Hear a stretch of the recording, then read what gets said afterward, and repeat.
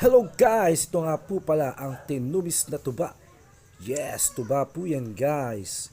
Matamis po siya kasi po yan ang unang putol ng bunga ng sasa. Kaya po siya matamis. Tikman po natin ang tinubis na tuba. Yan po ay ang ginagawang suka. 2 to 3 weeks po ay pwede nang sausawan o isahog sa inyong mga lutuin tulad ng paksiw na bangus. Yan, mapapasayo ka pa po sa sarap at tamis ng tuba na tinumis.